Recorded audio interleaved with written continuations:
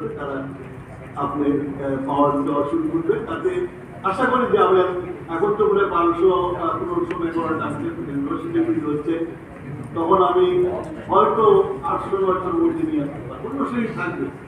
But মানে আপনি একটু আরাম হবে তখন। মানে সবাই হলো যে আমাদেরকে মানে আমরা যেমন কন্ডিশনটা চেঞ্জ করি, কিন্তু বিদ্যুৎটা তো আমাদের চেঞ্জ, সবার ক্ষেত্রে গভর্নমেন্ট এখন আপনার লোডশেডিং হচ্ছে, সবাই বলছে এটা হচ্ছে ওটা হচ্ছে।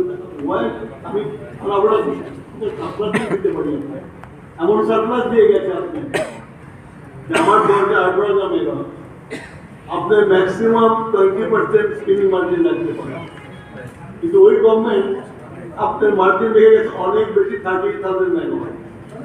কিন্তু মেশিন তো আছে, মেশিন চাওয়াতে যে এনার্জিটা লাগবে সেটা নেই।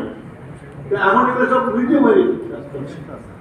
আপনার লোক সাথে আপনাদের বলি আপনাদের যে আমরা ওটা কি করে গেছে আপনার জানা উচিত আছে। আমি সেই জন্যই আমার কাছে বক্তব্য দিতে হয়েছে, আমার টাইমও পার হয়ে গেছে। আপনার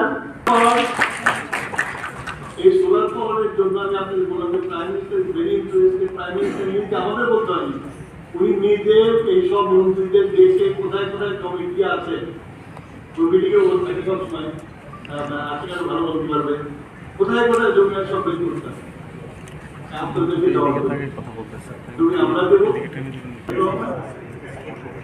ওনার ফাদার যেমন 3 বছর দেশ থেকে টার্ন করে দিয়েছিল, আমি আশা করি যে ওনার নিজস্ব আমরা টার্ন করবো। তো আমরা ওই জমিগুলো আমরা বের করার চেষ্টা করছি যাতে ওই জমিগুলো আমরা ব্যবহার করতে পারি। তারপর আমরা দেখছি যে আমাদের তো নদীর মধ্যে আমি যমুনা পালের লোক,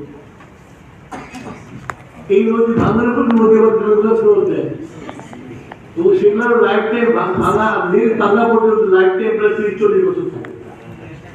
সেই জমিগুলো আপনারা জানেন কোথায় যে জমি যখন নদী যখন জমি ভেঙে দেয় তখন জমিতে খাস বের, তারপর গভর্নমেন্ট রয়ে যায়, ওটা যখন ওঠে তখন গভর্নমেন্ট থেকে যায়। আমি সিরাজগঞ্জের ব্যাপারে বলতে পারি যে ওখানে 65 মেগাওয়াটের একটা সোলার পাওয়ার আছে।